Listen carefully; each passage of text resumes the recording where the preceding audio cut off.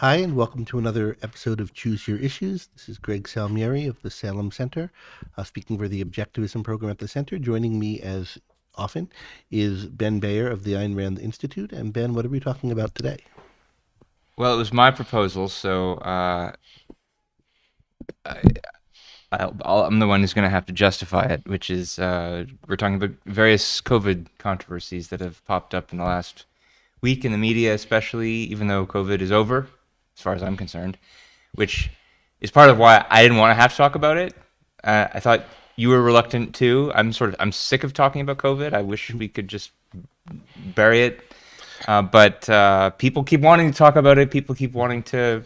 It's not And it's over not- wholly in the medical sense. It's still raging. It's going to be with us forever. I don't know if it's still in the pandemic phase or if it's That's technically mainly endemic yet. what but I it's, I wish it were over as a cultural issue, and it's not. It's still a major culture wars issue, and for some good reasons, there are lessons to be learned from it, and we don't want to forget I agree, but wrongs done. But there's that's not what people are really trying to do. Hmm. And I don't see that in the recent controversies that we're going to talk about today. And in each of these cases, and there's three big topics we want to talk about, what I see instead is people more or less trying to weaponize a controversy for political purposes without really thinking about what's true and without seemingly caring that much. So we've got three stories to talk about. The first is the Wall Street Journal report about the lab leak hypothesis. The second is it came to me via Bret Stephens' column in the New York Times on the subject of masks and their efficacy and mandates. This was he was actually leading, drawing my attention to this bigger study by Cochrane Library, meta review of a bunch of studies, and then third thing is the Great Barrington Declaration. well, that's kind of old news, but it comes up Because of some So many of the reflection same they've been people are doing involved, on yeah. their work and people reflecting on their reflection and things that have been written on both. So And in addition to those parties, this is going to come up in connection with a number of these sources. I want to talk about a blog that I've recommended in the past, and a course I gave a long time ago on being an objective consumer of science, which I think is a very good blog to read, and I still read it. Science-based medicine, but I also think it has its biases and mistakes it tends to fall into. I knew that back when I recommended it, and I think I talked about it some then, but it comes up as one kind of source in the kind of arguing back and forth on masks and on the GBD and so forth. And so I want to kind of comment on what I think is good and bad and what they're doing also. yeah. So let's start with the journal. I have here the actual article. Paper newspaper. I get a paper newspaper, believe it or not. I thought that was just like a kind of paper within the title of newspaper for some reason that was lost to history. In the same way that they still use the little floppy disk icon for the save button. Somebody 3D printed a save logo. I heard some kid say it when he saw one. Anyway, the headline is DOE, that's the Department of Energy, right. says lab leak is likely origin of COVID-19. New intelligence about China outbreak spurs assessment finding is given low confidence. So the story here is that according to the Department of Energy, and their intelligence, who knew that the DOE has intelligence, but apparently they do because they have a network of atomic labs around the world that are in a position to collect it. The COVID pandemic most likely arose from a laboratory leak, according to their intelligence sources. The journal reports that this was a report given along with a number of other intelligence agencies. They're joining the FBI and coming to the same conclusion, though there are 4 other intelligence agencies who think that it was still natural. Rather, we still think that it was natural. We still think it was natural. All of them, it seems to be, are not too high confidence in their judgments in one direction or another. Yes, except for the FBI expresses it in terms of moderate confidence. All the others say low confidence. I don't quite get the way the reporting is being done on this, because they're saying that the DOE has with low confidence the idea that it was most likely a lab leak. But then if it's most likely, why is it low So there's confidence? kind of like what's in the object and what's in the form of the proposition. I don't get that. Maybe it's something to do with the way But the point the is, lingo works. their view is that the evidence favors, but not strongly favors the lab leak hypothesis. Something like that. So I think the important thing to keep in mind about this story is that this is still just 2 intelligence agencies out of however many, there's like a dozen. Half of them aren't even taking a position on this. Of course, the journal is making a big deal of it, and people who follow the journal are making a big deal of it, when it's really just one more vote in a kind of 2-6 vote out of 12. And that's just the intelligence agency, doesn't say anything about what the scientific community thinks about the matter. I think what reporting I've seen on this suggests that it's still, most scientists who know something about the subject think that it's still very unlikely that it was a lab leak.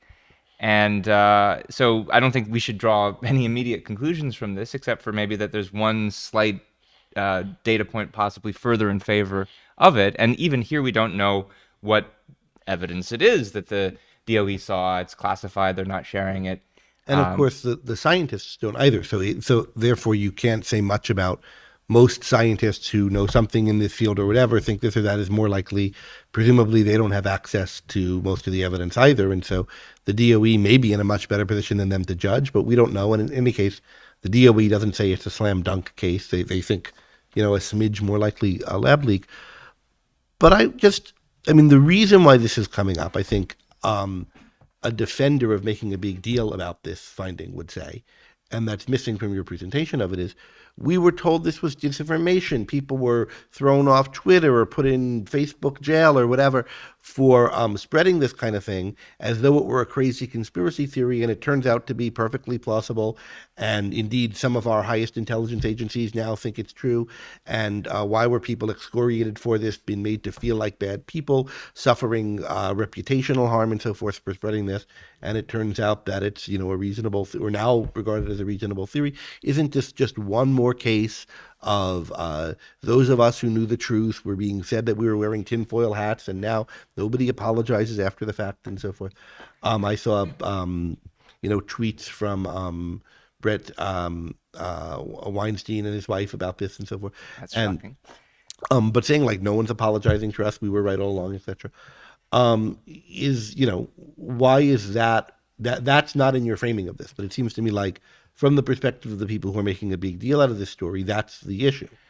Well, that's exactly why I wanted to talk about this, because I think I'm not prepared to weigh in on the question of whether this hypothesis is actually true in the end. I don't have the necessary intelligence or scientific expertise, but I do want to make some comments on the question about how those very people are processing it, and the way they think about knowledge. Because look, isn't it rather important that now we know a lot more about the situation than we did back then, that a lot more has been discovered, that a lot more, whether intelligence information or just going through public medical archives or searching the wires that the State Department has received about their intelligence at the time, that wasn't known in the spring and fall of 2020, when some of these people were and I won't comment on particulars, but when some of these people were making claims about not just that it was a lab leak, but that it was a engineered bioweapon of some kind, purposefully unleashed on the world. Well, are these the same people? I think that's a fine really question. matters. And I think a big issue with this, how this lab leak theory was treated all along, has been that running together. So my own, history on this issue is from the experts I talked to early on, and the what I was able to understand about the science early on. This was back in April, May, certainly June of 2020, this kind of period, that summer anyway. At that time, I understood the state of the evidence to be, it came from this area of China. it seems like it came from an animal and likely in this wet market because this kind of thing has happened before. However, there is a research laboratory in that area that deals with these kind of viruses. It could have come from there. There's very good reason to think that it is ultimately from an animal in origins rather than something that was engineered, and no evidence that it was engineered. But the theory that it might have been a virus that was being studied, maybe they collected a whole lot of viruses from bats and they were studying which ones worked or whatever in different ways, and one of them got out, that was, within the ballpark of possibilities all along. And that was nothing like the idea of it being a bioweapon or something like that. And there was, that was within the ballpark of plausible theories. And we just didn't have good transparency about what was going on in China, so that likely the medical community couldn't tell. And it would eventually be figured out by, or not figured out by people who could go and research things on the ground. That's what I understood the evidence to be in like the summer of 2020. That is what I still understand the state of the evidence to be. Everything else to me like is a rounding error in that from the standpoint of a layman. Like some experts have now think it's a little more plausible this way than that. At some point, some favor this, some favor that. I've seen different studies on different sides of it, but they're all from the standpoint of what I can tell as a layperson in the same area. It doesn't show any signs of having been engineered. It could have come from the wet market or from a accidental release from the lab. Hard to tell which, and different experts put the probabilities in somewhat different places.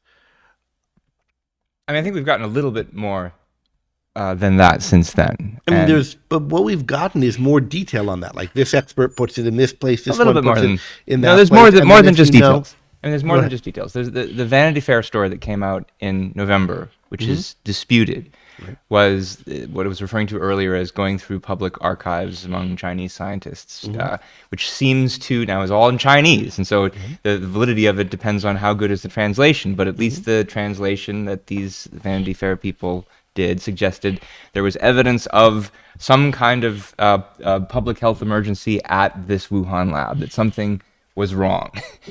Right around the time you would have expected it to have been getting out. Now, people have disputed the translation. And the Vanity Fair rechecked their translation. They still stand by it for the most part, though they acknowledge that certain key passages in what they translated are pretty ambiguous. And that coheres with what the State Department reported about having found some cables. In their cables, they reported at the time that like 3 people who worked at the lab went to the hospital with flu-like symptoms, and one of their spouses died. So that's not nothing. It's not a lot. But then there was, but it's not nothing. I'm not saying it's nothing. What I'm saying is, when you're all the way down the epistemic chain, as a kind of layperson who's getting this stuff from various magazine reports and people you've talked to, and some of them might be experts, but you're not an expert in judging it. It seems like the whole time the kind of reasonable position to hold, based on what evidence there was that there's a disagreement among the experts here. There's no evidence of this being a weapon or something that was released intentionally, and there's some dispute about whether it's the range of plausible things are that it was a zoogenic event in a wet market or an accidental release from a lab, and the balance of evidence between those two shifts back and forth depending on as new things drop, but not hugely shifts back and forth, not like 99% to 10%, but like a little bit one way to a little bit the other. And that seems to me to be the kind of reasonable layperson status quo, like for 2 years now. Yeah. And these things are details within that. I agree with that. And one thing to add to what you're saying is that you don't have to even know a lot, which I don't, about such things as biosecurity to know the following kinds of facts. One is, there's never been a wide-scale pandemic because of a lab leak. There have been very, very small-scale outbreaks, which we know about, but nothing ever like COVID because of a lab leak. So that's already a low prior probability of this kind of event occurring. There's no evidence of that any of the labs in question were actually working on the virus that is supposed to have broken out. Like, now, the question is, why is that true? But there just isn't. So what can you do with There's that? no specific evidence. No of specific. And we know that they were working on coronaviruses. Right. We don't know that they were working on this specific one. That. Well, one of the reasons why it is a lot of what goes on when thinking about evidence is specificity. And so there's evidence that they're working on a range of viruses to which this belongs. Part of what you'd be doing if you were investigating this would be thinking about, okay, can I narrow that down to whether they've worked on this? That's a reason to think they might have been working on this one. Yeah. That they work on this type of virus. No one's ever been able to but we haven't narrow it done down that to narrowing that. down yet. One other thing we know is that there, and this has been even better documented recently, is that there was a remarkable clustering of cases around this wet market, Right. Which you could explain in other ways, but it's a remarkable coincidence that would be hard to explain. Significantly otherwise. wasn't a similar clustering around the lab. So one of the Though there things was the that were remarkable coincidence that there was a lab where one of the world's leading experts on Right. coronaviruses was working on this recently. So So that's one not of the that's not issues that nothing. the scientists pushing back against, I think it was the Vanity Fair piece and the book by Matt Ridley and so forth, were saying is you would expect if it emanated out from the lab, there to be a few other places with the patterns like there was from the wet market epidemiologically, and there weren't. So how much stock to put in that? I don't know. I mean, how strong should the expectation be in that direction? I don't know. But part of the issue is that for all these things, you don't know either if you're listening to this, unless you happen to be, an expert on spread of viruses, right? So there's a strange level of investment people have in these kinds of issues that they shouldn't, in my view. Now, some of the reason for maybe having that is that views get stigmatized, and then the defensiveness for the stigmatization, and that might be right. That is, it might be right to be defensive about that. So when I go back, I mean, my view back, in the summer of 2020 was that it's within the range of plausible views that maybe this is a lab leak. It's not within the range of things there's evidence for that it's any kind of attack or accidental release of a weapon, right? What it seemed to me was happening is that there were a lot of people making that kind of claim, that it was a bioweapon, this was the Chinese out to get us, it's a Chinese attack, etc. And I still see people who do make that kind of claim occasionally. And then what you got was social media companies and other people classifying that kind of a thing as disinformation or misinformation, and then trying to suppress it. Whether it's good to suppress that kind of information on your platform or not is a good question. It's a content policy question, not a freedom of speech question, but nevertheless, it's a good question about whether it makes for a good platform to be trying to suppress these kind of things. And then they, I think, aimed maybe too broad in their suppression of things and suppressed things like, well, maybe it was a lab leak too sometimes, but also the people who were saying maybe it was a lab leak weren't doing enough to differentiate that from maybe it's a chemical weapon or biological weapons attack. I think in general, this view that's now has some of the defense, some of our intelligence agencies advocating it, has not been well enough differentiated by its critics or its entertainers, advocates, all along from other views which are quite different from it. And that, I think, is a real problem. And that's one of the other things I wanted to comment on about this, because the controversy over this story is one of the latest cases where I've seen going around on social media the claim, it looks like a conspiracy theory turned out to be true. Mm-hmm. And I want to comment on that general idea without regard to the specifics here on a few fronts. One is I for lots of reasons, I do not like the phrase conspiracy theory, or the way that it's used, at least. The way that it's used is as a pejorative for people who have a certain kind of crackpot theory. But that gives theory a bad name, to associate crackpottiness with theory, which is a celebrated, elevated, honorific term in science. And I don't think we should give them that much credit. If somebody has an arbitrary claim that's nothing but speculation, we shouldn't call it a theory. So conspiracism, arbitrary conspiracism, much better word. Ankargata uses the idea uses the Conspiracy phrase delusion. conspiracy fantasy, Fantasy. which is a lot better. So that's one point. But that's I'm less anxious to police the boundaries of the word theory. I think there's kind of rational theorizing and very bad uses of our theoretical abilities that people sometimes engage in, and the word theory has been used for both long enough that I'm not bothered by calling them conspiracy theories. Well, but part of the reason that I want to push back against it is because I think there are rational conspiracy theories where people give evidence for the idea that there's somebody who plotted something in secret, and you can't say that anymore without anybody thinking that you're talking about something but crazy. why call those things conspiracy theories? Like, I think of conspiracy theory as a compound word. It doesn't mean the same thing as any theory involving a conspiracy. It means a certain kind of thing, that a certain type of theory involving a conspiracy. We wouldn't need the phrase conspiracy theory in the language or any phrase equivalent to it just to capture the fact that of the many theories that people have formulated about different things over time, some of them have involved conspiracies. I don't think I agree. I think it's a major category of criminal prosecution. I mean, by definition, most crimes are done surreptitiously and and cooperatively, and but they're not called, like, if you, like, what's your theory of the case? Well, my theory of the case, sir, is that so-and-so conspired to do such and such. I don't think that's called conspiracy theories in law, and I don't think it used to be before people got upset about JFK or the moon landing or any of these other things. I don't think we need the term. Well, I disagree, but this is not actually my main point. Mm-hmm. My main point is that whatever we're going to call this phenomenon, clearly we need to talk about some kind of poorly grounded or non-grounded arbitrary speculation, which does very frequently concern the doings of other people. We could talk about why that's the case, but the idea that if it's really an arbitrary claim that has no evidential basis, that it could then turn out to be true, that it's the kind of thing that could turn out to be true, is, I think, all wrong.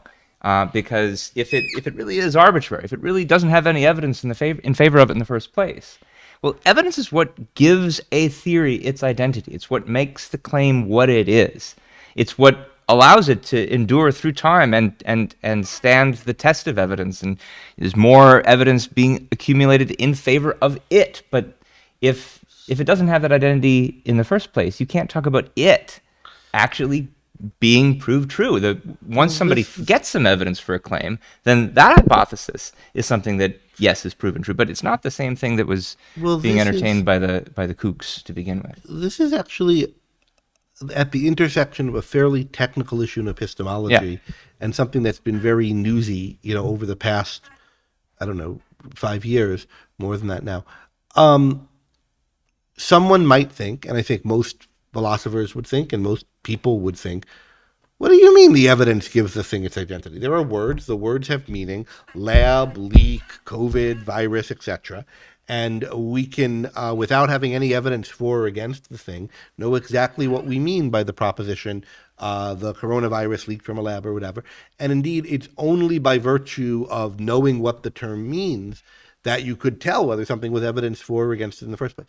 So there's this idea that kind of semantics, the what sets the meaning of things, is kind of separate from and prior to epistemology, the questions of whether you have evidence for it. And I think that's a kind of default view. I think a lot of people hold it. Both of us have argued against this view in the past in sort of more technical contexts, that the process by which words come to have and retain their meaning, both individually and in the context of propositions, is so continuous with the process by which we discover truths, argue for or against things, etc., that you really can't separate the two things out and say that meaning is prior to evidence, or even quite vice versa. It's it's a kind of continuous process of trying to know the world that is involved in my understanding even what you mean by when you say something. So that are you changing your position or not? Well, part of that depends on how I interpret what you said, and how I interpret what you said depends on, it's what you said's place in the context of what you're doing, what you're saying to me more generally, what reasons you're giving. And I don't want to kind of get into an argument here about the technical relation between semantics and epistemology, but I do think we can see an instance of this point. I'm just making this point about semantics and epistemology basically because you raised it in saying that the thing isn't the kind of thing that could be true or whatever, and to point people who know about this issue already to see the connection. But the way I think of it, the way I would raise it if we weren't antecedently bringing up this epistemological complexity, is there's a kind of weird low resolution thinking going on about what claims mean or what the position is. So from a certain standpoint, if you're thinking in a low enough resolution way, bioweapon came from a lab, was accidentally, they got it from a bat and they were studying in the lab and someone caught it and left it and spread it to his neighbors. All of these things are the same. They're the same theory. But like, even at the level of the view where you take the propositions first, they're different theories. Bioweapon, thing that was engineered, thing that at some point was in a lab prior to getting out. These are different, subjects. These are different things.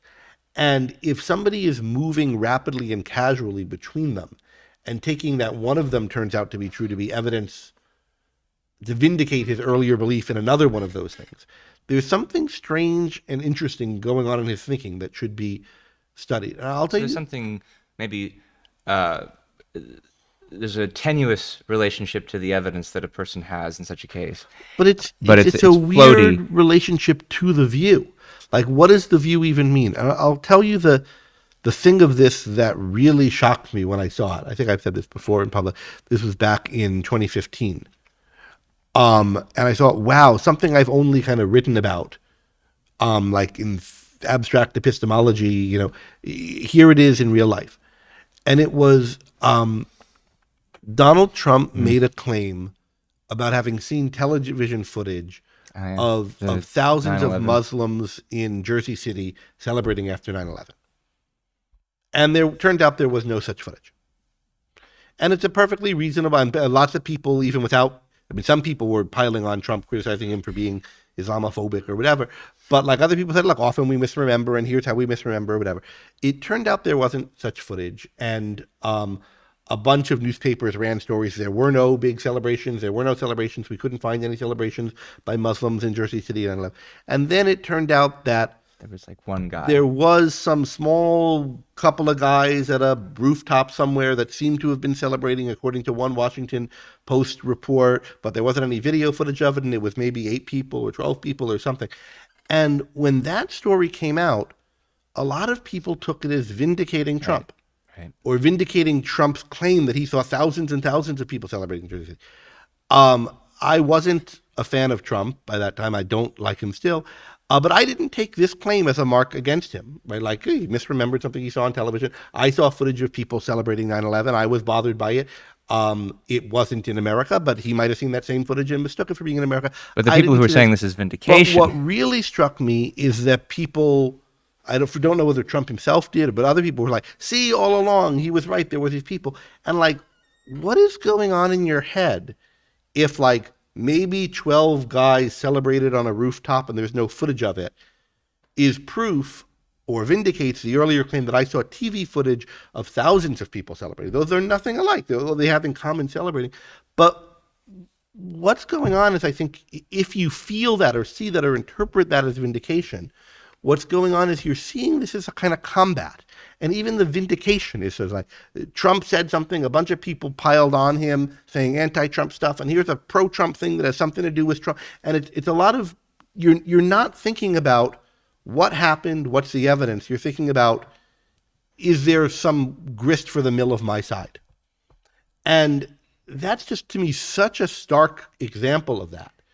That if you feel or think in any way that a news report of 12 people celebrating on a rooftop proves or confirms a totally different claim about thousands of people on TV celebrating, you're doing something very different with your mind than someone who's trying to figure out what actually happened here. Yeah, and I think it's the same with the claims about lab leaks if you are running together in this way, the chemical, the bioweapon kind of claim and the simple lab leak.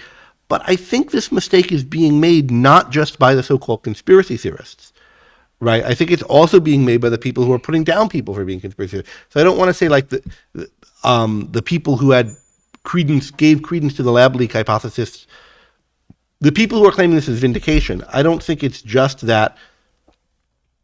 I don't think they're the ones or the only ones who are making this mistake. I think it's probably primarily in this case being made by people who were trying to suppress or put down or tar with the brush of the conspiracy theory, the lab leak view in earlier iterations.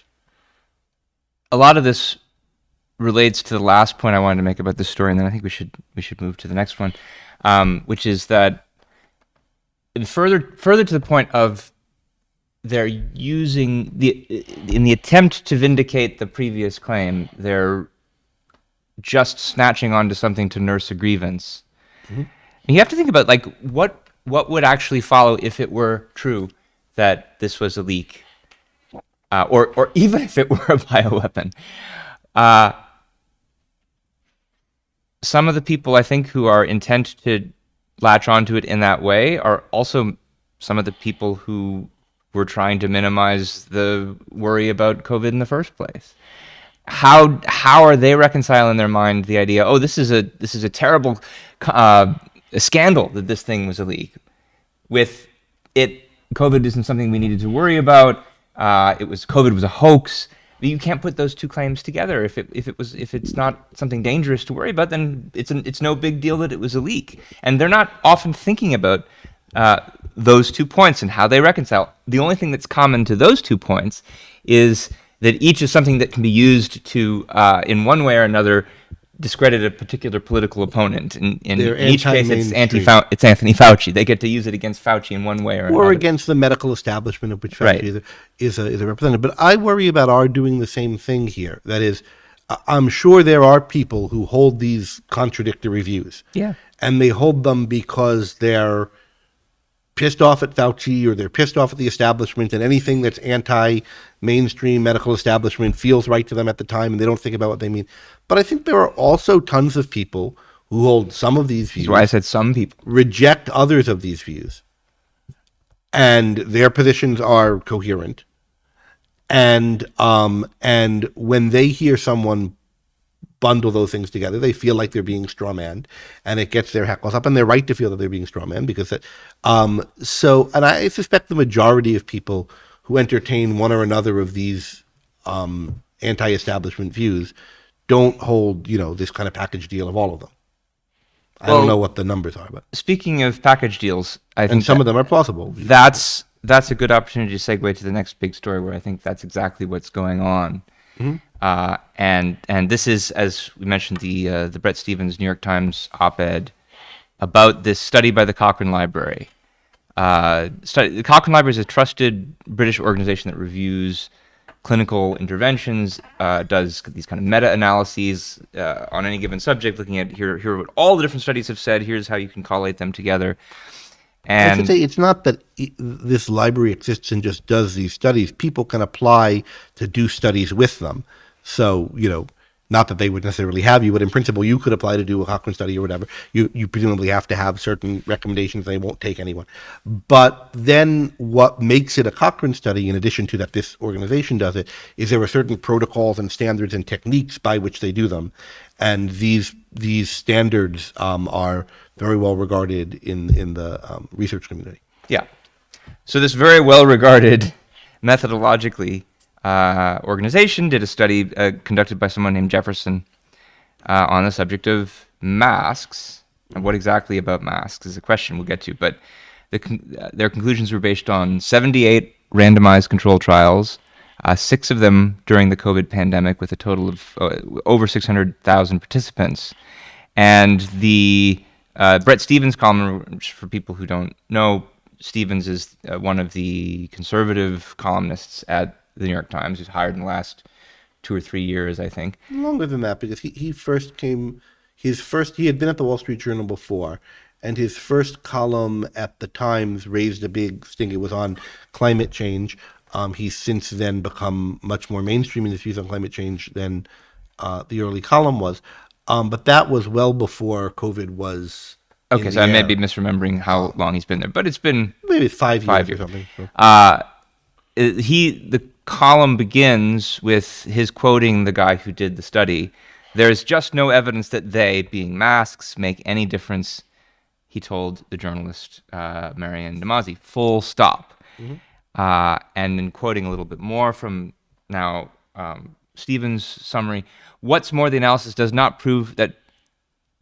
Well, let me use a different tone of voice in making the second point. What's more, the analysis does not prove that proper masks, properly worn, had no benefit at an individual level. People may have had good personal reasons to wear masks, and they may have the discipline to wear them consistently. Their choices are their own.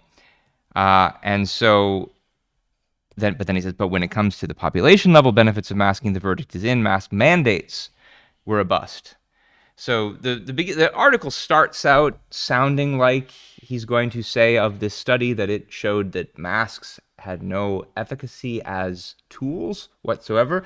And a lot of critics that I saw complaining about the Stevens article kind of read the beginning of the article and didn't get to the rest and criticized him for that.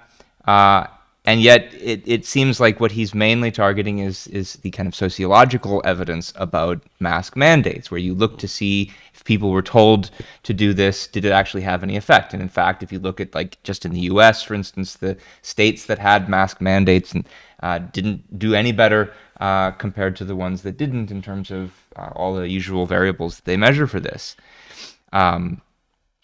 Now, those aren't RCTs, though, which is what the Cochrane report was studying. Right. So the Cochrane report isn't really relevant to that finding. To the finding about states. No, they didn't talk about states, but that's just an anecdote of the kind of thing I'm talking about.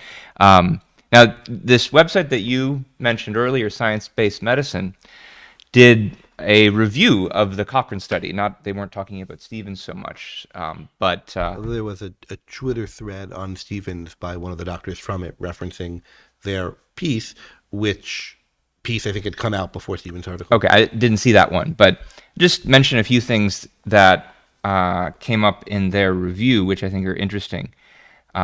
So first of all, they, in their review of the Cochrane study, acknowledged, there's a big difference between a study of masks per se and mask mandates, and they seemed willing to acknowledge that the evidence for one is stronger than the evidence for the other, namely the actual efficacy of the tools. I mean, if you can do laboratory experiments where you can measure how much effluent comes out, and but even there, so there are lots of complications. So masks in laboratory studies, it can be shown that they stop droplets, but they don't stop aerosols. And then there are questions as to how much of the COVID-19 spread is by aerosol versus by droplets. And you get people saying, it's ridiculous to think a mask could do anything here.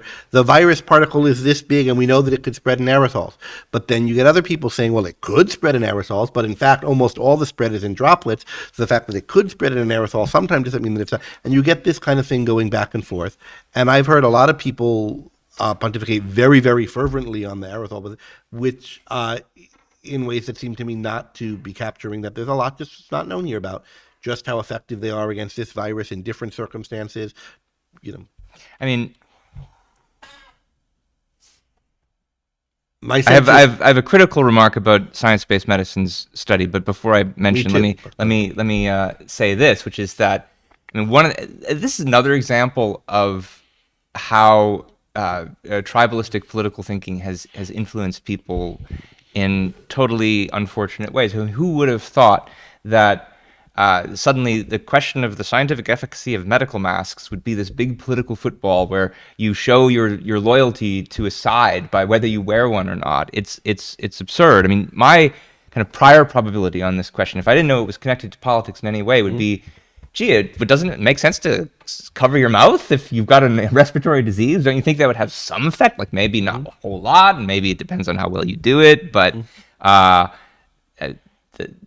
that's all. The extent to which it works would be something you'd have to have scientists study. Okay, that aside, here's the thing from the Science-Based Medicine article that I found interesting and worthy of commentary and critique. Maybe it's the same thing that you saw. I don't know. observational studies may overestimate the efficacy of, I'm quoting directly from them here, observational studies may overestimate the efficacy of mask wearing in one way. Mask wearers may engage in other protective activities, such as avoiding indoor crowds. However, again, this depends on your question. If the question is, does wearing a specific type of mask in a specific way reduce the risk of infection? Observational studies may overestimate that effect. But if your question is, do mask mandates work? Then it doesn't matter. If mandating wearing masks makes people engage in other good hygiene protective behavior, and that totally reduces the spread, that's a good thing. And in fact, the evidence is strongest for this effect. So what they're saying, in effect, is, okay, it doesn't matter so much if threatening people with punishment if they don't wear this mask is not the direct causal channel to reducing the spread of something dangerous. It's because they're wearing it, they feel safer, and because they feel safer, they do other things more. I don't exactly know it's the opposite thing they're talking about. So in other words, if a mask is mandated, you're going to change your behavior in lots of ways. One of them might be wearing a mask, another that you're more careful to wash your hands, another that you go out in public less. That's and what I that meant. Suite of behaviors. Yeah. It's the opposite effect as.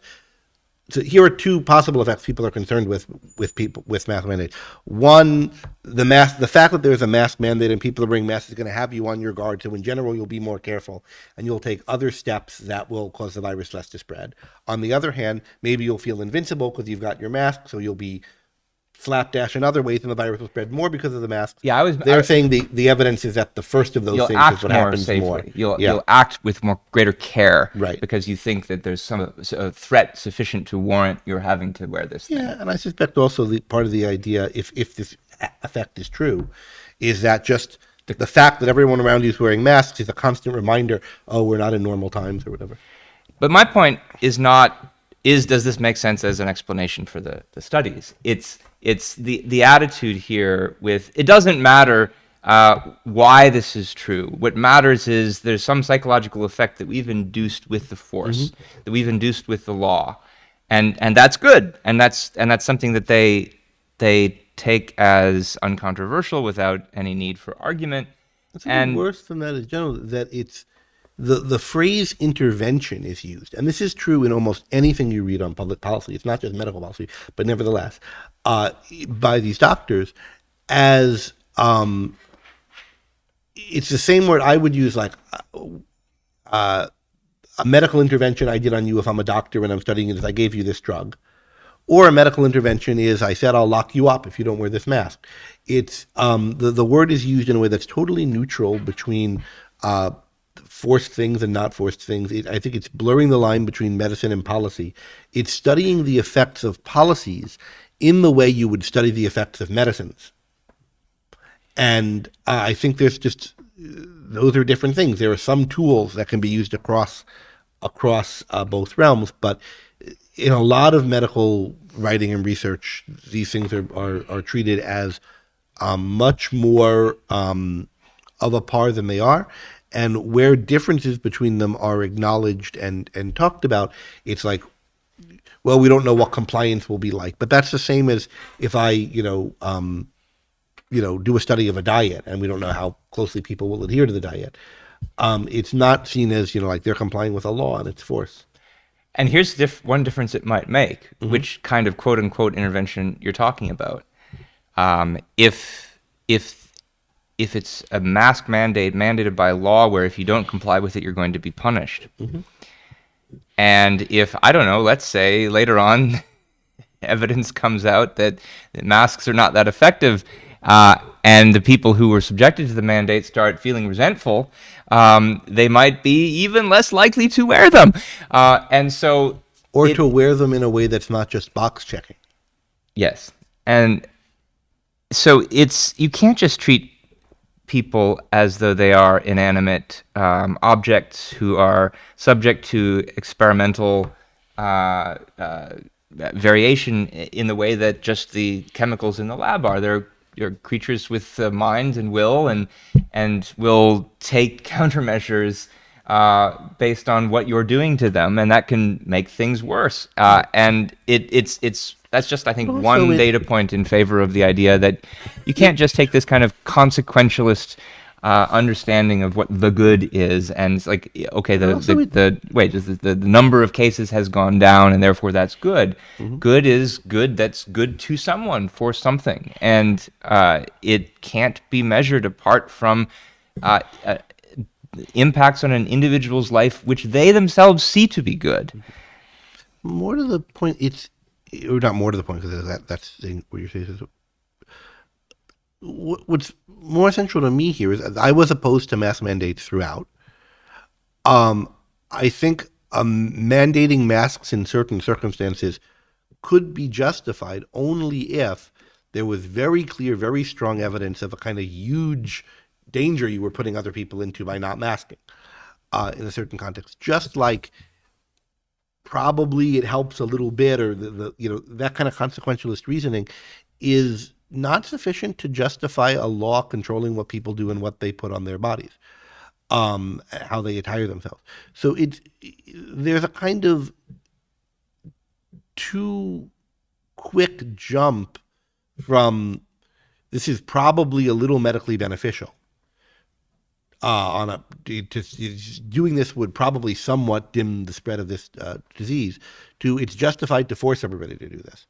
And then the resentment that's created by that forcing too quickly jumps to, well, the science can't be good that this would help people. Even if the science was right, it wouldn't be justified forcing them, unless it was a super dramatic effect, and there was a lot of intermediate steps saying why that effect in this situation means that you're behaving irresponsibly if you go near somebody without a mask and their expectations are such and such. Maybe you could make an argument for it, but there'd be a lot to do, and the science would just be the first step of it. But the positions are packaged together as, if the masks are effective, then mandating them is okay.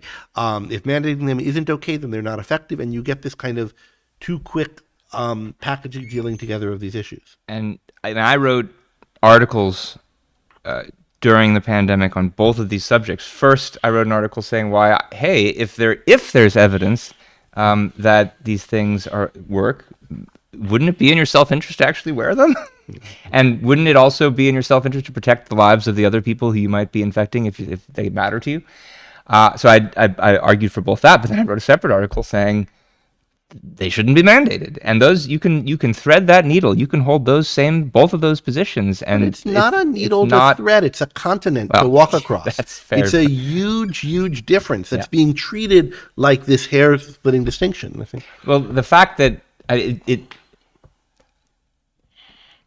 it seems like a needle to thread for them by so many people, because they have such a hard time doing it. It shouldn't, I think, for the reason that you mentioned. I also want to talk a little bit about evidence here, like what counts as evidence. So one of the things that I really love about the site science-based medicine, first let me say what I don't like about it in this context, is that they always make this mistake. Yeah. They always jump from, what is plausibly medically good, or the best drug to use, to what the law should be on a subject. And they are totally, I think every writer there is insensitive to that issue, and they're defensive then of policies they shouldn't be. It's, I think, really a bad problem with it. And I think I said this way back when I recommended it. But what I think is good about it is a lot of their reviews on particular topics really take care on what the state of the knowledge is, and I find them helpful. But also the name, science-based medicine, is a response to a movement called evidence-based medicine.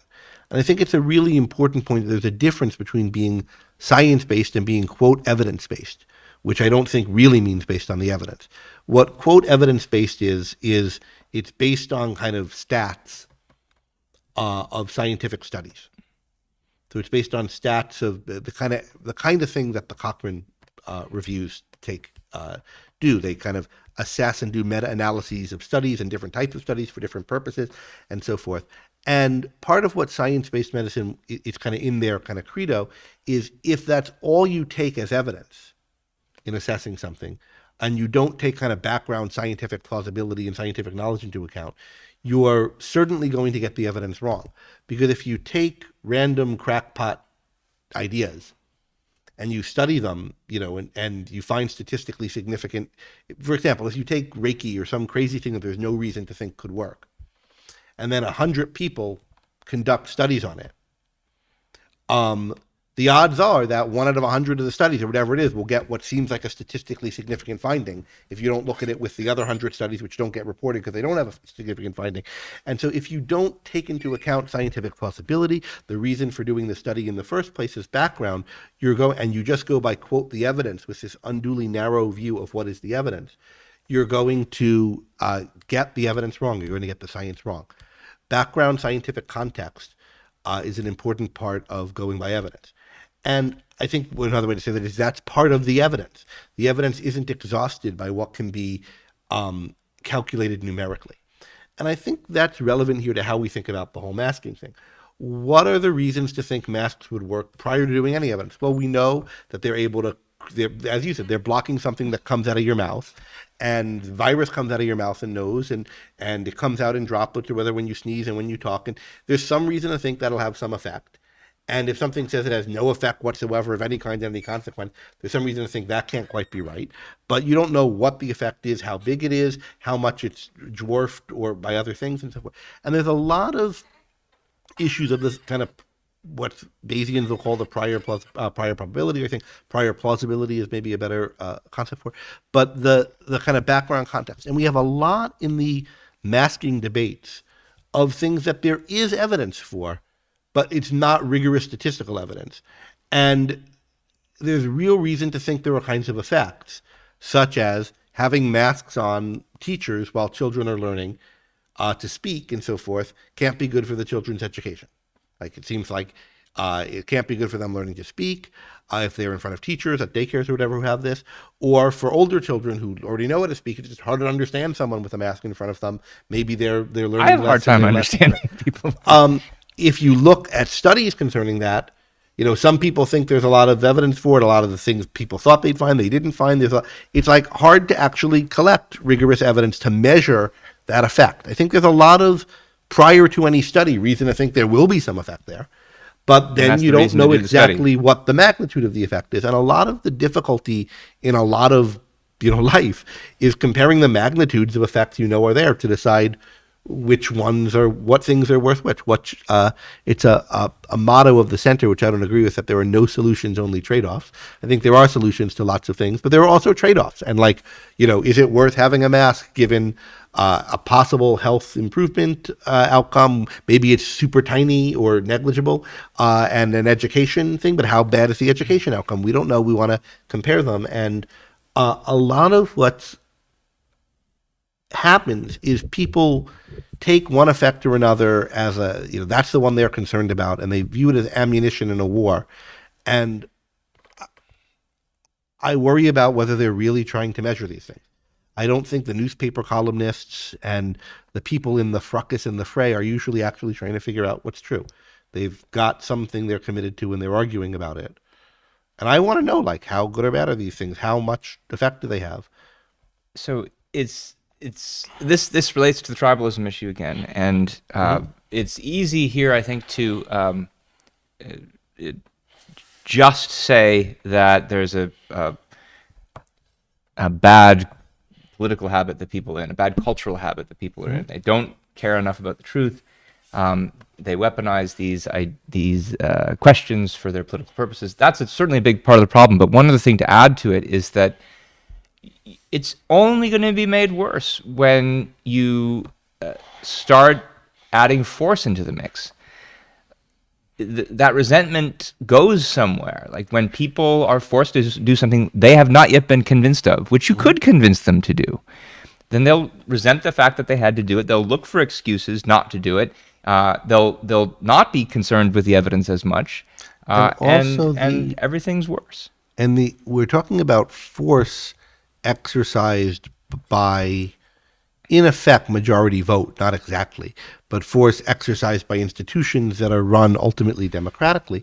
So in that situation, there's a felt need to band together with other people who are worried about being victimized by the same thing you are. And so the kind of making these decisions politically, making them governmentally and enforcing them reinforces tribalism. It necessarily does that. And it necessarily reinforces, therefore, these kinds of tribal thinking things.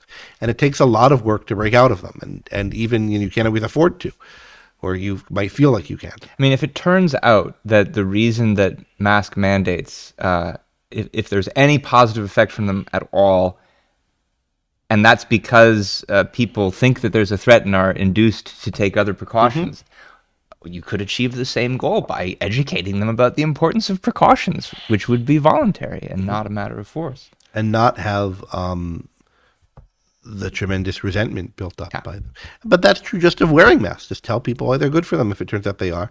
And about the uncertainty about it. Because a lot of what happened, a lot of the mistakes made by the scientific mainstream or the medical mainstream institutions in this pandemic has been wanting to oversimplify things. Just do this. We know what's right. As opposed to, there's reason to think this is somewhat useful, and right now we think it's the best bet to do it, but we're going by the seat of our pants here and here.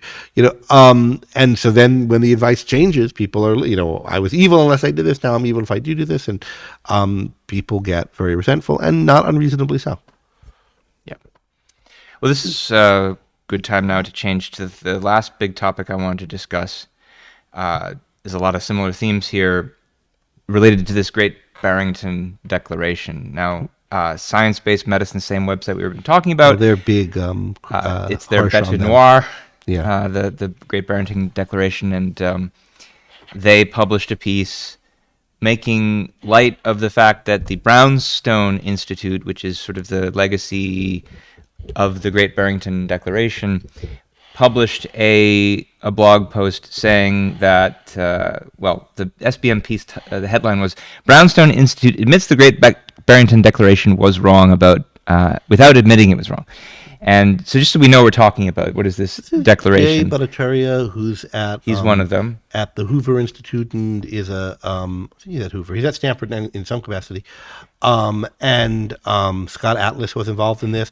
Both of them, by the way, have spoken at Salem Center events. I don't think Atlas was one of the major signatories, but Bhattacharya was, along with two others, and then there was a long list of other signatories. And it was, part of what's controversial now is exactly what it said, or how to essentialize what it said. Well, but my understanding of what it said is we should have heightened precautions around elderly and vulnerable people, but we should attempt to achieve herd immunity as quickly as possible with or without a vaccine as the only way through the pandemic.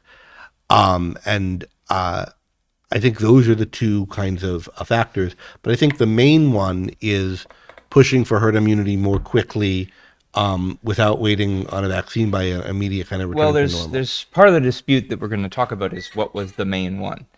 But it's definitely true that the kind of what Amos Shadalja called cocooning, I forget how the Great Barrington people called it, the added focused protection for the at-risk was a part of what they were claiming. And to hear Scott Atlas talks, he talks now about people kind of strawmanning them and making this ridiculous slander that they were for a, quote, herd immunity approach, because calling it a herd immunity approach denies that they were in favor of focused protection. That claim on Atlas's part, which I've heard him make a few times now, is disingenuous in my view. There's nothing about achieving a herd immunity approach as part of your goal that says that you shouldn't have focused protection for the people who will be most harmed. And I think it's very clear. Well, let me read from the actual declaration that this is. So there's three things I glean from it. One is they first talk about the problems with lockdowns, the destructiveness of lockdowns, which I think they're very right on. Yeah, and we'll come back to that. But then we get to the nub of it. The most compassionate approach that balances the risks and benefits of reaching herd immunity is to allow those who are at minimal risk of death to live their lives normally to build up immunity to the virus through natural infection, while better protecting those who are at highest risk. We call this focused protection. Those who are not vulnerable should immediately be allowed to resume life as normal. Simple hygiene measures such as hand washing and staying home when sick should be practiced by everyone to reduce the herd immunity threshold. So when I saw this, and it came out, I think in October 2020, there. And at first I was thinking, is this something I should promote? Is this something I should agree with? My reaction was, lockdowns are really bad, and there's something right about this focused protection, given what we knew at the time about the differential impact of COVID on old people versus young people. And we should be allowed to resume life as we choose to resume it. that's what it means to oppose lockdowns. But then life as normal, simple hygiene measures such as hand washing, staying home when sick should be practiced to reduce herd immunity. It's to reduce the herd immunity threshold. I mean, that to me sounds a lot like just go about your business, nothing to see here if you're a young person. No, but they're saying reduce the threshold. In other words, herd immunity is when a certain amount of people have immunity, right? And therefore it's harder for the thing to pass through the population. But it's not just one amount, because behaviors have to do with it. So if everybody is washing their hands a lot, a lower number of people have to be immune for there to be herd immunity. So that's what that part about reduce the threshold means. But the part that struck me is the benefits and risks of herd immunity. So what they're saying is herd immunity is something, achieving it has real risks. A lot of people will die if they get the COVID, particularly the vulnerable people. But it has an advantage, namely that the virus will spread less quickly once it's achieved, and we can have the benefits with as many of the benefits as possible with as little of the risk as possible by adopting focused protection. But that means that there's a strategy of trying to get to herd immunity faster. Right? And I think that's the essence of the thing, trying to get to herd immunity faster while shielding the most vulnerable, which I think is a non-crazy a goal, a non-crazy thing to consider. And it's good that people were considering it, and bad that they were so marginalized for considering it. However, it is a strategy of trying to achieve herd immunity, and a lot of reasons why people didn't go for it. That is, some of the people who were also opposed to lockdowns and also in favor of cocooning or focused protection, I'm thinking particularly of Amash, who I talked to about this at the time, was that it was being too casual about how much risk there would be, even to young people, in trying to, in effect, have the disease spread more rapidly in order to reach herd immunity sooner, even if you're protecting the most vulnerable populations. So this is all complicated by the fact that there's this constant equivocation of what's mandated and what isn't, of what's forced and what isn't. So there's a question, for example, of should football stadiums be allowed to have football games, is a different question from should they, right? So the NBA canceled a bunch of games, right? That was one of the first things that got people thinking, whoa, this is really serious. They didn't have to cancel them. They weren't mandated to cancel them. They thought, no, this is not a good thing. People are going to get infected at our games, and we don't want to have games under this circumstances or whatever. We're going to hold off. There were a lot of questions about what kinds of practices, events, groupings, gatherings are, prudent and aren't. Whatever the state of the law is. And as I read the Great Barrington Declaration, they're promoting much more promiscuous gathering practices, not just making them legal, but promoting them with the aim of achieving herd immunity more quickly. I think, and regardless of the risks that might pose even to some young people, right? And that they're pairing it with trying to focusedly protect the most vulnerable, which again I don't think is a crazy and beyond the pale thing to be considering, but I think it is the only thing it would make sense to call a herd immunity strategy is that. And that is what it was. And that is a distinct thing from saying we should lift the lockdowns, we're overreacting to this, etc. And now what's interesting about the exchange between science, the article that Science-Based Medicine's commenting on that came out just recently is this article by someone named Bauer. And SBM is vilifying the Great Barrington people, I think, unreasonably in a exaggerated fashion. Here's part of the reason why, though, because this is now from the article that the Brownstone Institute people released, where most of the focus of it is, look how right we were to oppose lockdowns. Everybody now is saying lockdowns were a mistake. This is what we were urging. But then the GBD didn't get every detail right. I'm quoting, of course. Nobody could have anticipated back in the fall of 2020 all the surprises the virus had in store for us. While reasonable at the time, the declaration's confidence in herd immunity proved overambitious. This is them, the authors of the declaration writing. We now know that neither infection nor vaccination provides durable immunity against COVID, leaving people vulnerable to second and fifth infections. And for all their effect on disease severity, the vaccines don't stop transmission, pushing herd immunity still further from reach. And so what science-based medicine now says is, commenting on this paragraph, is, but this isn't just a detail that you got wrong. This is like a core central part of what your declaration was pushing for, to rely on the herd immunity strategy. And they're trying to then minimize this admitted error by saying, yeah, but vaccines weren't that great either. And they note how Great Barrington started out saying, well, this is the strategy we need to do until we've got a vaccine. But that whole organization, Brownstone, has now moved in a very generally anti-vaccine direction. And it's true that the mRNA vaccines that we've been given in the last 2 years don't 100% stop transmission, but they do stop a lot of it. And they definitely stop a lot of severe illness and death, and that's being pushed aside. There's a kind of, in all of this discussion, there's a surprising lack of, what economists call thinking on the margin, right? It's either having had the infection protects you and you can never get it again, or there's no immunity advantage to having had the infection. It's the way people talk about it. And even more so with the vaccines, like we thought they would protect us 100%, but they only protect us 40% or 60% or 80% for 2 months and then 20%, whatever it is. The difference between now and when tons of people were dying is that a lot more people are immune. And herd immunity isn't a 1 or 0. It's a like, how easy is it for the thing to spread in the population? And that a lot more people are somewhat immune, whether through vaccination or through having got it before, makes a real difference. So I think both, it feels to me like everybody here is kind of overplaying or underplaying points, whether, depending on whether they can be used to attack or defend their allies or enemies. And what I think is common to both the GBD and the science-based medicine approach is, again, and related to this, the conflating of the scientific with the policy questions.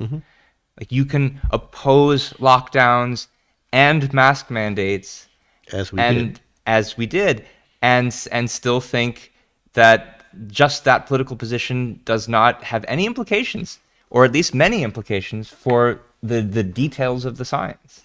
Was there a lot of steps between just how this virus works and just what individuals should do about it, much less what a governmental policy should be? It's one question about what is true about the scientific threat of a virus, and a different question, what should you do about it, and what should you allow people to do about it? And those are 3 questions too, because even in the normative realm, there's the question of what should you do as an individual, what choices are most prudent and rational, and then what choices should you be allowed to make, what kind of policy should a government set? And these are all consistently run together on both sides of this controversy. And I think for these kinds of tribalistic reasons.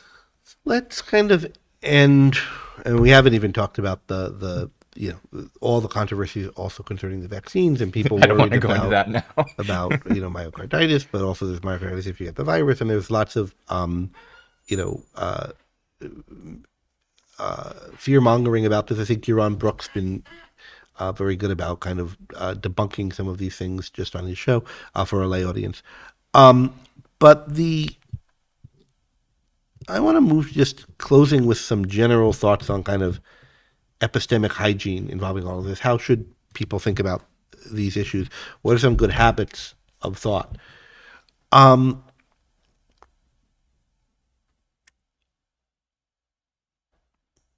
One for me that's important is to spend very little of my thinking time in true or false questions, or in things that have 2 sides, like, is this measure warranted?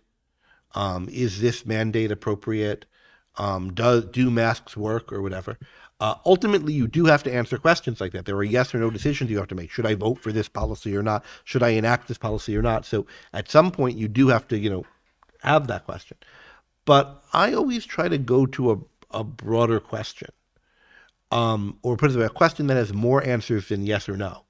Not did, so-and-so commit this murder, but who committed this murder? What are the different possible theories, and why is the theory that so and so did it standing out? What are the alternatives to it? Not is a mask mandate proper, but What is proper? what is proper, and what effects do masks have, and what other things have effects, and what are the benefits and hazards of using masks, and what etc. And to think about things, spend more of one's time thinking in those terms. If one does, and one always tries to kind of go to those terms before answering the yes or no question, I think it often becomes clear when a lot of things are being packaged together in the back and forth on the yes or no question, the true or false question. Also, if you're asking these kind of more open-ended questions, it tends to help one find the people who are actually interested in the facts in the field. Who is it that studies masks and whether they work and how to make better masks and what are the most important, and moreover, who are the people who study what are the most important things to do to stop the spread of a contagious disease, and how can you tell which ones are more important in which context? If you're just asking should we have a mask mandate or should I wear a mask, you're probably not going to find those people. But if you're asking what are the best ways to stop the spread of infectious diseases, what can I do personally, etc., you're more likely to find the people who have spent their life trying to answer this problem and who are more interested in the answer to this problem than they are in being on one or another tribe of something. Even with those people, they might get caught up in a tribe or whatever, and there might be little local tribes within their field. But the more the issue is not on is this theory true or false, but what's going on here? What are the facts here? I just find it a kind of healthier frame of mind to be thinking in. Another thing I think is a useful piece of kind of methodological advice, to be aware of when people are reacting in a team sports way, and in particular to be aware of when evidence that supports one proposition is being taken as vindication for a whole side or another proposition that's only kind of marginally related to it. That's a real warning sign that there's something wrong with the thinking here, that you're having a kind of emotionalistic kind of thinking rather than an evidence-based kind of thinking. And I think just we've seen that all over the COVID mass. People have been panicked, and it's reasonable that they've been panicked, and they've been resentful, and it's reasonable that they've been resentful, and everyone's been resentful, because it's not just the people who object to mandates are resentful, but then people who object to people not wearing masks when they think they're endangering them, or everybody's resentful of everybody, and it breeds this kind of thing. But to kind of notice that and try to step back and think, what can I tell is true here? And two, I think we need to be comfortable with a lot of uncertainty in order to be able to be certain about the things that are important. The point isn't you can't be certain about anything. You can, and you have to decide what the right action to take is. But sometimes what you need to know to decide what the right action to take is, we can't tell whether this thing leaked from a lab or came from a meat market, a live market, and the evidence is kind of equivocal, and the evidence is kind of accumulating on one side or another, but pretty slowly, and it's hard to tell. And okay, so I'm going to need to make my decisions not based on that. And what do I really need to know that to do? Some things we do, like what policies will stop pandemic spread in the future. There are reasons to want to know that thing. But whether I should wear a mask or not, or get the vaccine or not, or send my kid to school or not, or whatever, probably I don't need to know that. So why am I getting, worked up about it? Accept uncertainty, accept probabilities in some cases. It's more likely this than that, but we can't know for sure. What do we need to know to make our decisions, to live our lives? What do we need to know to decide whether this law is a good law? It's not exactly how effective masks are usually.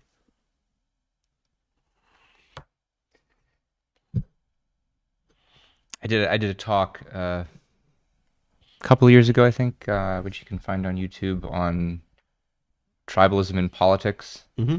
And one of the points that I make there is that we like to be able to root for a team and see our team win, and that's a great thing to do in sports where there's not really anything at stake. The outcome is not going to affect your life in any way, but it makes it's very different to do that kind of thing in politics, where the outcome does affect your life, and it matters whether what policy you're advocating is actually good and what is actually true. And they're just enjoying rooting for a team and picking a side that's going to win and beat the other side. That's not the approach that you want to take. We've got a question. Yeah. Or comment. So I noticed with the general mindset during the pandemic that the same people who usually oppose acting without having firm evidence of things, who usually want to have committees, they want to have proof for everything, they want new buildings, new innovations. The same people don't really wait for evidence too long during a crisis and just want to act. And they are panicked because they need to act now, because otherwise it's too late, without even knowing what's happening. Could you comment on where this comes from, this mindset, and how they reconcile this different attitudes towards action? Just to be clear, which people do you have in mind? Just the general, let's say, more statist democratic people.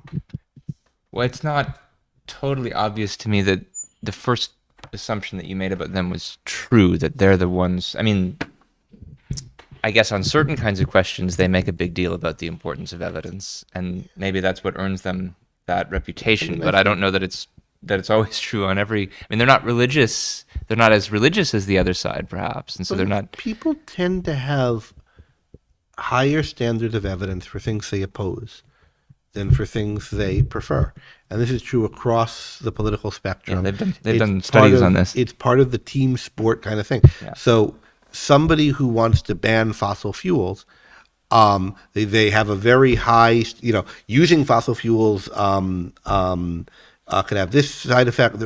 Forget fossil fuels. Take a drug. This new drug, they're very concerned about the possible bad effects of the drug, but much less concerned about the possible effects, some of them, of leaving the drug off the market and people can die of the original disease. Or again, there are people who are very concerned about the bad effects of fossil fuels and so forth, but not very concerned about the effects of transitioning away from fossil fuels. And likewise, in the opposite direction, people are concerned very much about the economic effects of leaving fossil fuels, but not enough about the effect. So, people tend to be very concerned about one side of something and not that concerned about another. And then in that situation, they tend to be credulous about the evidence for the problem they're concerned about and have very high standards of evidence for anything that would serve to establish the reality of the problem that the other side is concerned about, and vice versa. And it's something and that not one just has anecdotal. to... There's studies that have been done to show that there's no difference in the way people react across political parties. I think Julia Galef mentioned some of these studies in her book The on Scout Scout Mindset, Mindset, which is a useful book. We should Yeah. talk about it. So there's advice to garner from that, which is one way I put it is be a selfish critic of others. When you notice somebody else making a mistake, you're not taking into account all the evidence. You're taking something for a certainty that's only a probability, or for a probability that's only a possibility. One really has to think, am I doing that too on this or some other issue? What would it look like for me to do that, and how can I tell that I'm not? You're strawmanning my position. Well, what would it look like for me to be strawmanning yours, and so forth? Be a selfish critic, a critic who then thinks about how the criticism would apply to you and how not to fall into that error. And it's hard work to do that, to make sure you're using the same standards of evidence for claims that support things you're antecedently inclined to believe, and for things that reject it.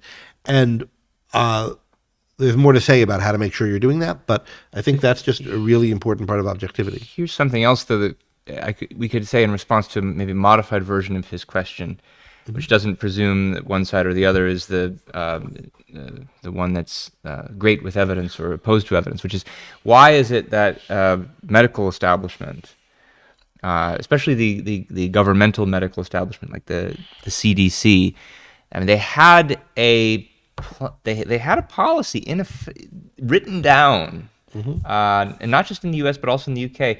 prior to COVID, saying in the event of a mass pandemic of this type, here's the recommended procedure. And it was not to lockdowns. Lockdowns were recommended against, but they started to recommend them anyways. And the question is, why did they change policy when it's not that there was new evidence that that these policies were going to work, and that they weren't going to have the destructive effects that they predictably did have. And there, I think there's something to be said about the role of philosophy and how when people are under stress, they default to their basic operating premises, and the usual. I mean, the way that I think maybe conservatives and libertarians think about what happened with lockdowns is here are these aspiring tyrants who are leaping to an opportunity to finally enslave us all. I don't think that's true. I think there's tyrannical people who lean in tyrannical directions, and to some extent, all politicians today do. But they eventually were removed and withdrew the lockdowns, and they didn't seem to be very happy to have them going. I think it's much more likely what happened was People were panicked. They panicked. And when they do that, it's like, well, I've got to do something. And what counts as doing something in their view that looks like it's the right thing. It's we are doing something as politicians where all we have is force in the name of the public good, and we're going to do that because it's what looks like doing the right thing by most people's views and by ours. And it was the same pattern with politicians across the spectrum. So de Blasio in New York, who didn't want to lock down New York for the longest time, and then suddenly did, and he was panicked in doing it. Yeah. And Trump with the nation, with And the whole Greg Abbott. country, and Greg Abbott, And DeSantis. But Trump with the whole country, he was pretending the thing didn't exist for a long time. Then he locked it down. Then he was pretending it would go away, and then he was criticizing DeSantis for not doing it? But prior, the Georgia Kemp criticizing Kemp for opening up too early, and then he wanted to open. So it's they're all, when they're panicked, they're doing one thing, and when they're and otherwise they're denying the thing they're going to later panic about. Politicians are very short-sighted, it seems, in their motivation. Well, let's end on something positive. What do you got? Because I don't have any. Well, one thing that's interesting to me is these kinds of things, a commonality between the masks stuff and the lab leak stuff is a view that was once marginalized, is becoming more respectable. And the question Also, is, I think opposition to lockdowns. Yeah. Put that in the same. And the question is, basket. why is that happening? And I think it's worth thinking about in each case. Like, I don't think the lab leak hypothesis, and this goes to your, is it the arbitrary claim, the conspiracy claim, or whatever, that's somehow being vindicated. I don't think the DOE and the other organizations that are investigating this, any contribution to their doing that and to these reports coming out was made by people with conspiracy claims, or even by the kind of people. It's not like that side that always thought this has finally won out. There have been institutions that are dedicated to the acquisition of knowledge, Right. sometimes are actually able to do it. and are working on doing it. And I think if you had asked the people at those institutions at any point between the summer of 2020 and now, what most of them would have said, and did say when they were asked, is there's no reason to think this is any kind of weapon. It came from an animal, we think, maybe with some steps in between, and there's some plausibility that it came from the lab, and some plausibility that it came from Wuhan, and from the market in Wuhan. And here's our, where we lean in that. They weren't the people who were kind of hysterical on it, and I think the hysterics in either direction have just kind of slowed down the kind of work and release of good information on this. But people are going and doing and soldiering on and trying to figure out what's true, and there are those people in the world keeping it running and figuring that out. Likewise, there are people doing studies on masks and trying to work out how good they are and so forth. I've long had the view that if somebody really did want to pull off some big vast conspiracy so that nobody knew what they were doing, the best thing to do would be to spread a bunch of arbitrary BS conspiracy theories to make it that everybody was talking about something else and nobody was actually focused on figuring out what was the truth. Well, there's and I think you see isn't there aspect of that happening insofar as like the early spread of these theories stopped people from getting to what was actually true, because everybody thinks this is BS that they're giving us. We're not going to look at that. Well, there is this flooding the zone with I don't know if I use I don't know if the FCC is in charge of YouTube. flooding the zone with stuff. Yes. Is a phrase that's used as a technique of disinformation. Yes. People, I don't know, who really whatever. But I think what's important is like, I feel often on this show like an apologist for our institutions, but I think it's important to recognize what's good in them, even if one, and especially if one is a radical who sees a lot wrong with them. What's wrong with them? Well, everybody accepts the propriety of using force, and almost everybody is too tribal in the country now. And that infects all of our institutions in interlocking ways. And there's a lot wrong and a lot bad and a lot non-objective. That said, there's a huge difference between the American scientific establishment and the Ayatollahs in Iran, or the the Politburo in Moscow, or any of these other kinds of groups. And one has to recognize that difference in order to be able to fight against the bad. One has to recognize what the good is. And the good is all the people who are being honest, thoughtful, etc., within the confines of the institutions we have, whatever flaws they have, trying to work these things out. And if one doesn't see that that's there, You'll just want to burn it all down and then start with nothing, which is always worse. I mean, starting with nothing is better than some things, but it's like a lot worse than what we have. We should wrap up there. Okay. Thanks, everyone. We'll see you again, I think, next week. We're not sure what our topic will be, but we will choose an issue. Good night. Good night.